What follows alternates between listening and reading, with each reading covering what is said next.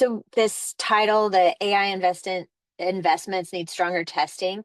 This is about all the people building AI powered tools, chatbots, all of that.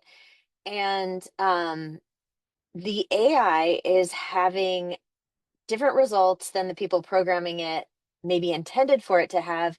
And the people who are building the AI, they don't know the possibilities of what the AIs can do. And I was talking to somebody from Google AI, and they didn't know the things that AI could do because I was telling them about the open in Sheets button that showed up there. And this was last summer, and he was really surprised he didn't know it could do that. And so even the companies, the big companies that are building these tools, they don't know the capability. And um, and as AI kind of evolves on its own, or that it's created by such big teams, and the way that humans use it varies from person to person based on how they desire to use it. New possibilities are found every day. This is why I like having labs and some of the group sessions, because we all think differently and we all will just naturally use AI differently. And I like to get the different ideas because Google's not going to tell you, ChatGPT is not going to tell you. Sure, they'll give you a lot of use cases, but there are things that somebody who thinks differently will be able to do with it. So I like that. I like seeing what the possibilities are and also then the limitations. They might think that it can do certain things. Like Microsoft has put a number of videos out of all the things that Copilot can do, and it can't. It just can't. It's a nice video and it's something that maybe someday it will do, but it doesn't. And this is why having experimentation in groups is great, because then we can see, what it's actually doing, what it's not doing, and get ideas of possibilities of how to use it. And AI therapy. So in the Apple operating system reports, the iOS app reports, the number one use for apps on phones is talking to others. And it's these conversation apps.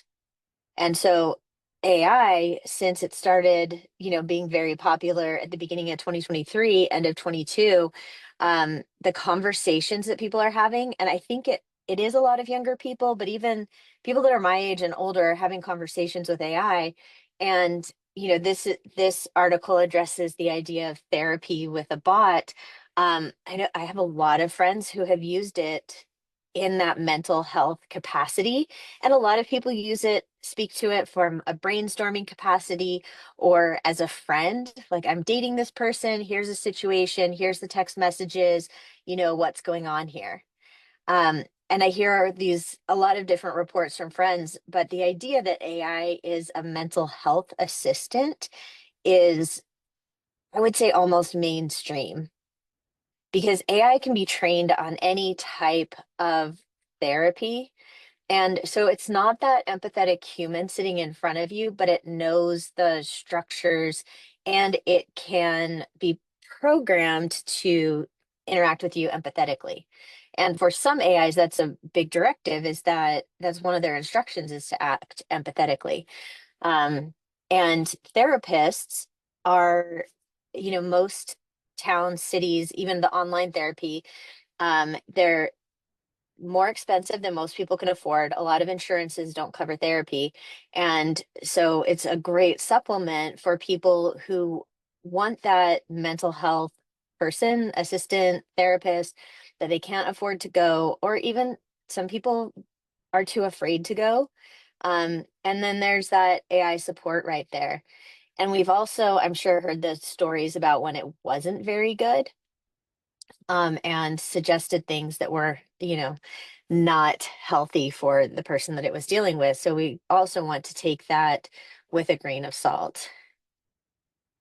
Um, and I have definitely vented to AI when I knew that it wouldn't help the situation to vent to the human directly that I was frustrated with. And AI is really great at reframing. And, if this might need to be an email that goes out or text message, it is such a good help for those moments. And it is showing good results too. And then I'm sure everybody, unless you've been living under a rock, has seen ChatGPT 4.0's new image generation capabilities. I've seen these so many images posted all around the internet of logos, infographics, comic strips, the photorealistic images, and a lot of different animated styles or illustrated styles, like the one that we have here.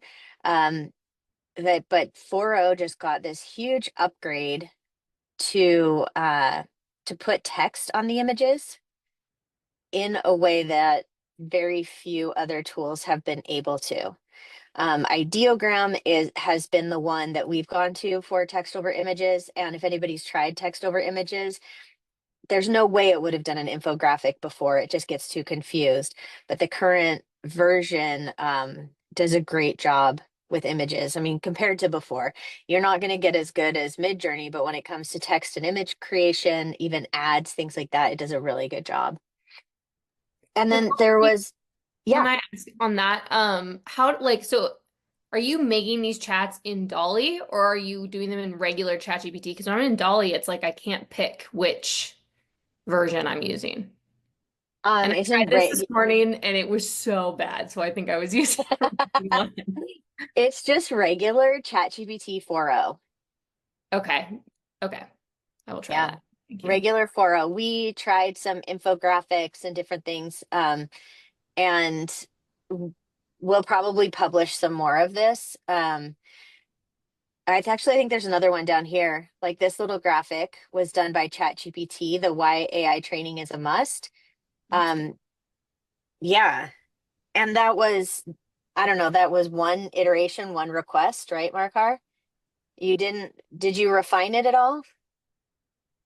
Actually, I just asked it to be more creative, like add some more images, Okay. like some, yeah.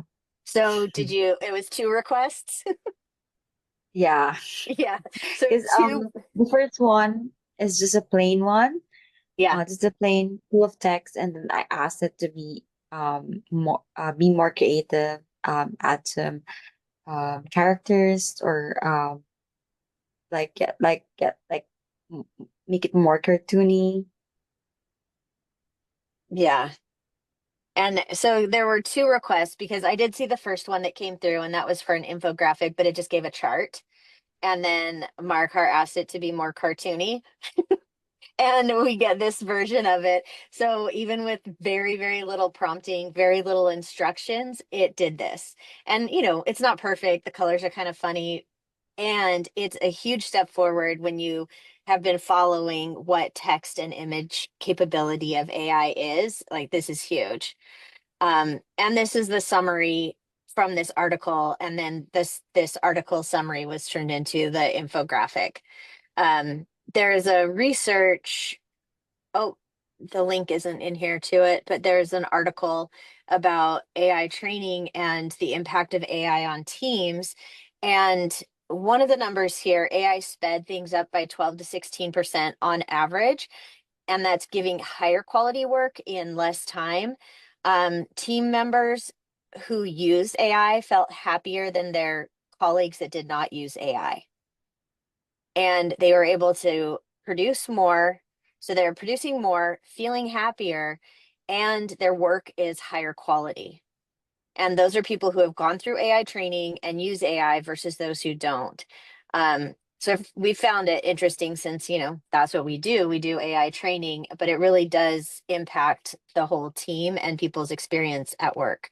And you get more outputs and higher quality. And that's what we found when we started using it too, is that it's fun. Like they're fun new toys to play with. And when I don't know, we have kind of a funny efficiency team where we like to do things faster, better, more magical. And, when we can save time with stuff, it makes us happy. I also liked good gas mileage, and now I have electric. So, you know, I I like that kind of mindset of just being more efficient, as it probably in my German roots of my ancestors. It's just built in that way. And the tools that we highlighted this week, Pictree, Heygen, and OS. Um, Pictree is one that we use for videos, and you can do things like take a blog post and turn it into a video using Pictree. Heygen, we use Heygen all the time for social, and you can use it for UGC style reels or ads, and UGC is user generated content. You can use your likeness, like me, or you can use somebody in their library. And we play with that stuff a lot. On my drive down to Seattle, I stood in a tulip field and took some video, or not tulip, sorry, daffodil. I stood in the daffodil fields and took some video so that I could upload it to Heygen. I only need a 30-second video, and then it will get trained on my likeness standing in a daffodil field. And then Marakar can use it for some posts that we'll do later. So I try to get my videos in different locations so that it just keeps up some of the interest. I have it in, in the pool and like hotel room and different places just to change up what the look is. Just like you would see in UGC video. And then she can go ahead and use it for anything that, that we're working on. OS is it stands for operating system. That's the CRM that we use. It is Go High Level, but OS is the agency that created all the automations inside of it.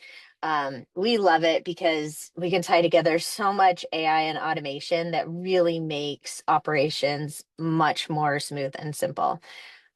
So we have a little highlight on those tools, and that's the brief news for the week. There's so much more that I wanted to talk about this week that we're saving for next week. There's a lot of stuff that came out. So stay tuned. Okay. Today we're talking about agents still, custom GPTs, how we're using them. And I wanted to first give you an opportunity if there's something that you want to create to talk about that and how you would like to do that. This is a conversation we're going to be having for a couple of weeks, is creating agents. So does anyone here, like Ellie, Charis, Justin, Paolo, Leah, do you have any agents that you've been thinking about that you would like to do, or something you'd like to have AI do for you that you haven't yet done? I mean, tons. I'm mostly here because I'm like ready Okay. I wanted you to tell me like what other, I've been really in this brand voice, personal voice kind of zone. So like, what else can we use it for?